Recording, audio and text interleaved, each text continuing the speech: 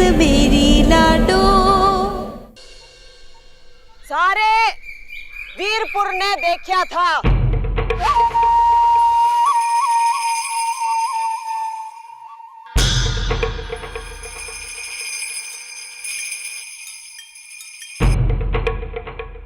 खारी अम्मा जी अपने बेटे और अपनी बहू का आगे झुक गई थी।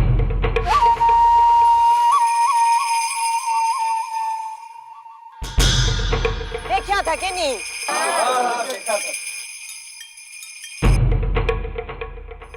ममता में माता जी अंधी हो गई थी।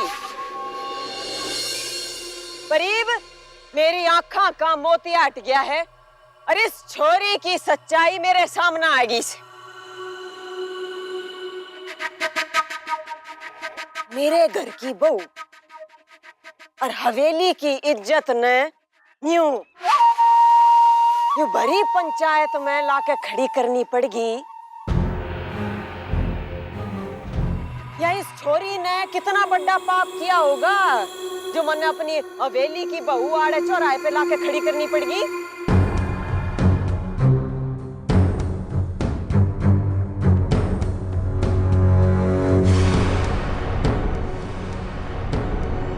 मेरी तो इज्जत नीलाम कर दी इस छोरी ने।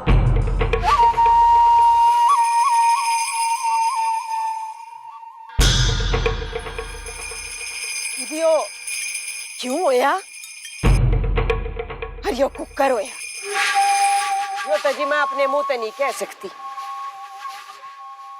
जी। यो थारे सामने यो छोरा खड़ा है।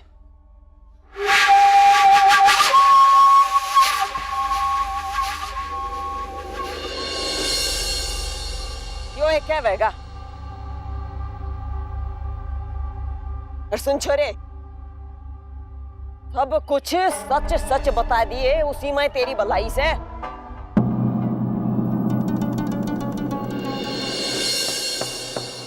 बोल। देखिए, मैं जब तक पूरी बात आप लोगों को नहीं बताऊंगा शायद आप लोग मेरा पक्ष नहीं समझेंगे।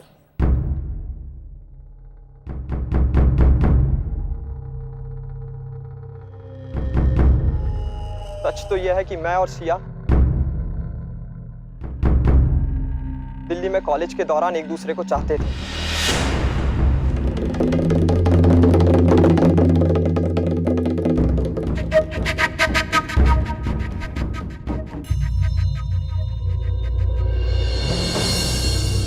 पर आपसी मतभेद के कारण हम अलग हो गए।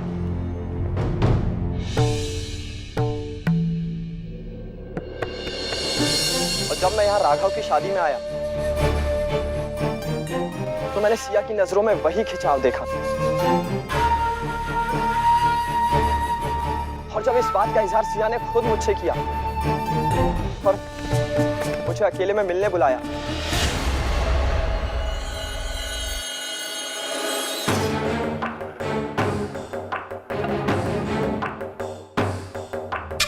ये क्या बकवास कर रहे हो तुम?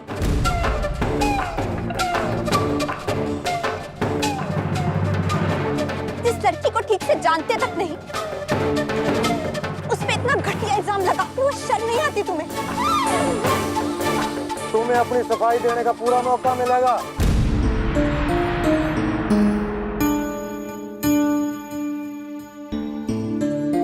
पहला इस चोर ने अपनी बात पूरी कर लेने दो।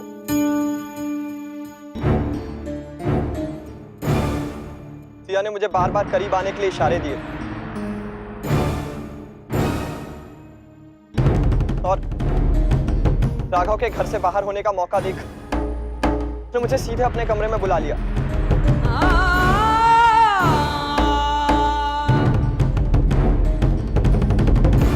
हम दोनों के बीच संबंध बनने ही वाले थे कि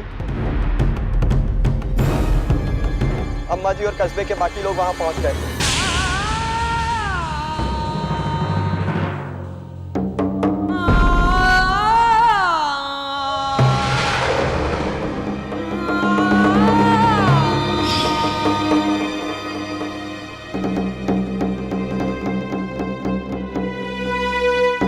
मैं बहुत शर्मिंदा हूँ अपनी इस गलती पर। माफ कर दीजिए मुझे। लेकिन ये सब मैंने जानबूझकर नहीं किया। सिया ने मजबूर किया था मुझे ये सब करने के लिए।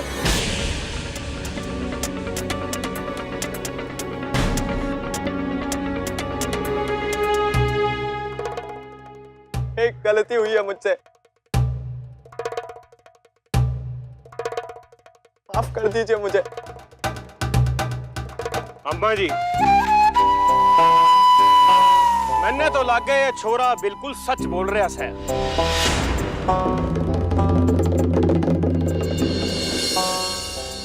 अगर औरत का चरित्र ही साफ नहीं होगा तो मर्द का तो क्या दोष है?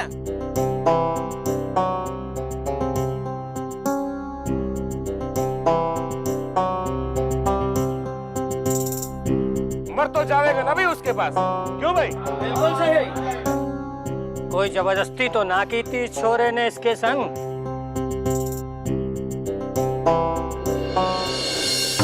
लेकिन हिम्मत तो देखो इस छोरी की। किसी के ब्याह की दावत और उसी में दूसरे मर्द पे डोरे डाल के फांस लिया।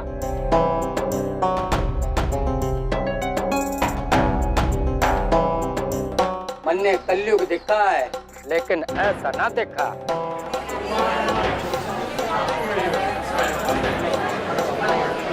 शांत हो जाइए, शांत हो जाइए। अभी छोरी की सफाई बाकी से। बोल छोरी। सफाई?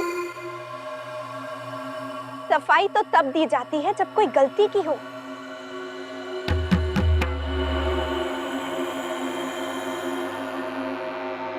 सच्चाई तो ये है कि ये लड़का जो कुछ भी कह रहा है वैसा कुछ हुआ ही नहीं था।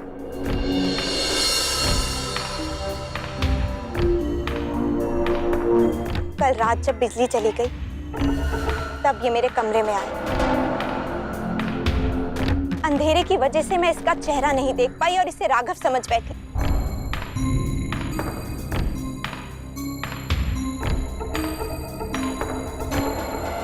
लेकिन एक ही पल में मुझे एहसास हो गया कि ये राघव नहीं कोई और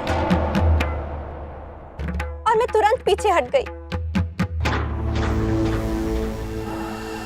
और बदकिस्मती से तभी अम्मा जी और ये लोग वहां आ गए।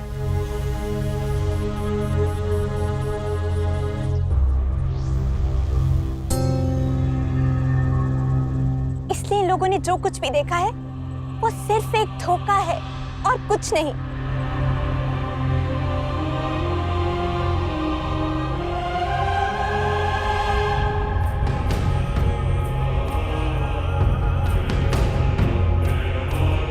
ईश्वर साक्षी है, मेरी कही गई एक एक बात में सच है।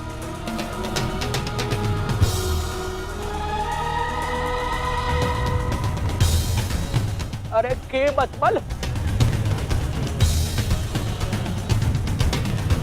अरे इन 10 लोगों ने जो देखा है वो झूठ है और ये जो बोले हैं वो सच है। अरे भगवान का नाम लेकर ये अपना झूठ सच साबित कर रहे हैं।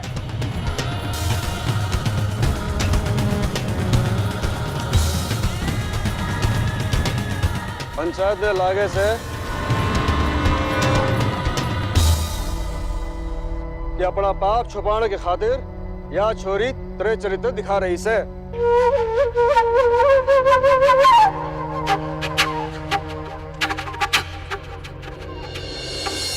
रे छोरी, ये कोई गवाह है तेरे पास जो तेरे लिए गवाही दे सके? गवाह कहाँ से लाऊं मैं?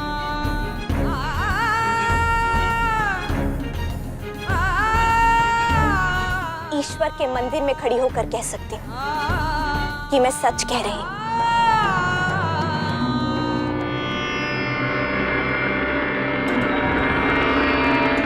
जो छोरी इतना बड़ा पाप कर सके है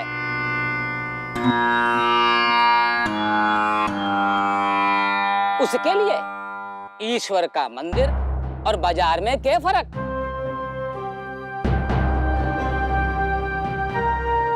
पंचायत का फैसला है, ये छोरी तो दोषी है।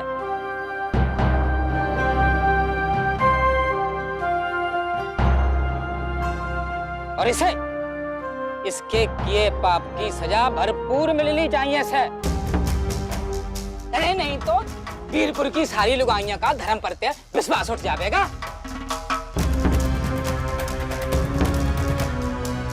और इसने अम्मा की ही एड़ी नहीं, पूरे वीरपुर के नाम पे धब्बा लगा दिया।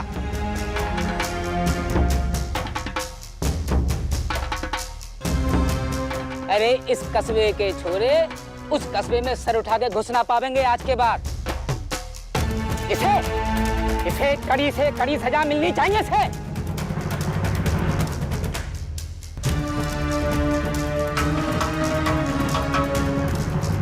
अरे जब से ये छोरी इस कस्बे में आई से इस कस्बे की मर्यादा बार बार पार किए थे।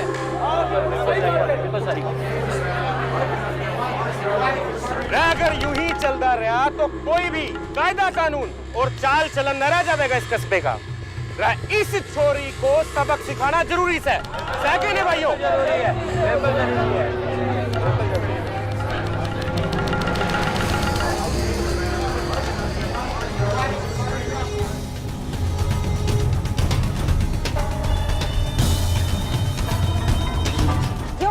यो कोई तरीका ना हो या न्यायकरण का। चुप कर छोरी। न्यायकरण का तरीका भी पंचायत ने तेरे से सीखना पड़ेगा। सबने सफाई पेश करने का मौका मिला से, पर इस छोरी का पाप सच बनकर सबके सामने आ गया। इस छोरी का फैसला तो पंचायतें करेगी।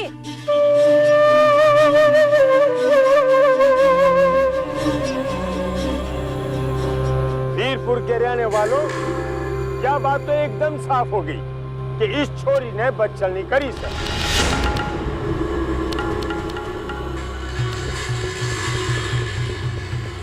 इसका पाप और भी घनघोर हो गया क्योंकि इसके हाथ की मेहंदी भी ना सूखी थी और इससे उस मेहंदी की लाज न रखी गई।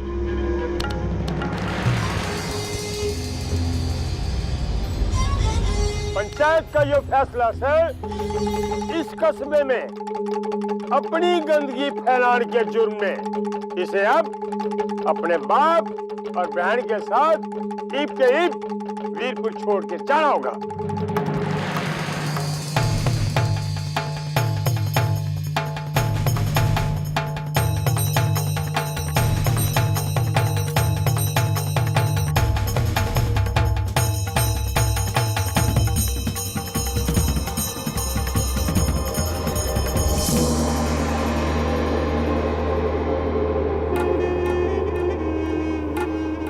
और दोबारा वीरपुर की धरती ने अपवित्र ना कर सके, इसलिए इसका यहाँ कदम रखने की भी मनाही होगी।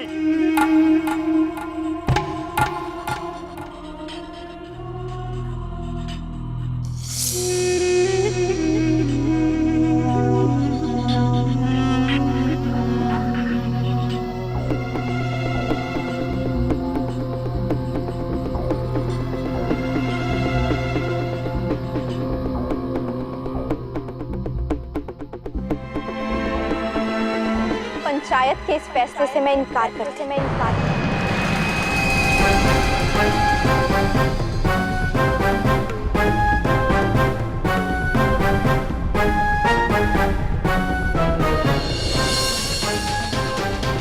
एक औरत पे पहला हक उसके पति का होता है।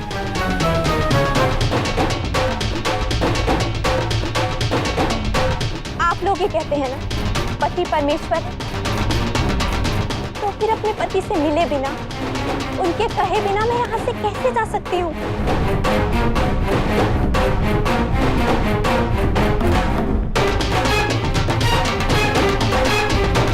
जब तक राघव यहाँ नहीं आ जाते, मैं नहीं जाऊंगी।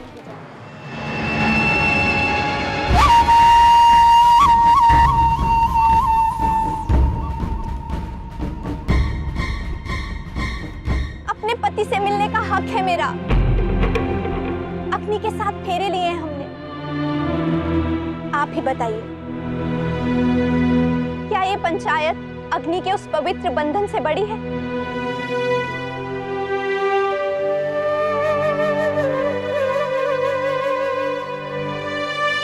नहीं जाऊंगी मैं। राघव से मिले बिना नहीं जाऊंगी।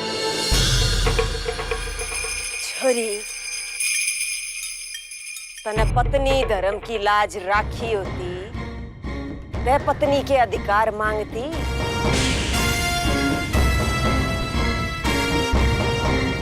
तने ते अपने कर्मों ते यो रिश्ता झूठा कर दिया।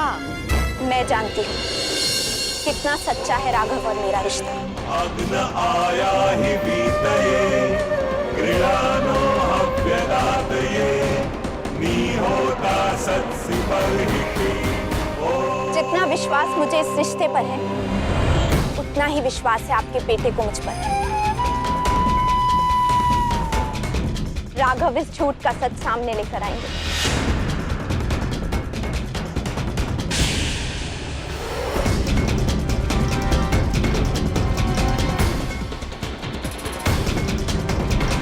राघव से मिले बिना मैं नहीं जा सकती।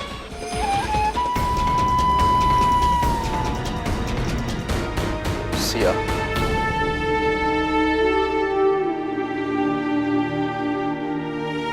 बेटा और कितना सहेगी, कितना सुनेगी ये सब कुछ। यहाँ सच्चाई सुनने वाला कोई नहीं है।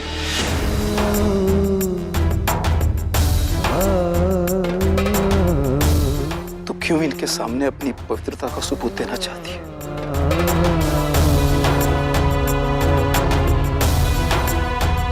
बेटा, ये कस्बा तो क्या, पूरी दुनिया में ऐसा कोई नहीं है जो तुझसे तेरी पवित्रता के बारे में सवाल पूछने की हैसियत रखता हो।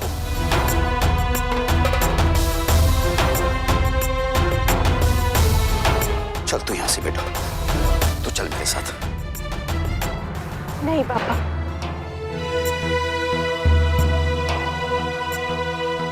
राघव से मिले बिना मैं नहीं जा सकती। इस कलंक के साथ मैं पूरी जिंदगी नहीं जी पाऊंगी।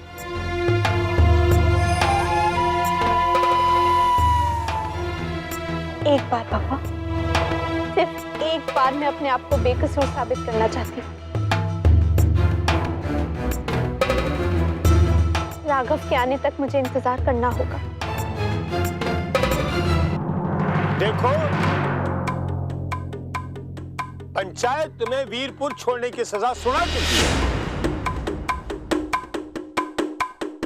पंचों की नजर में तो तेरे ते पाप हुआ है, और फिर भी तने अपने पति के लौटने तक का समय चाहिए तो पंचायत दे सकती है।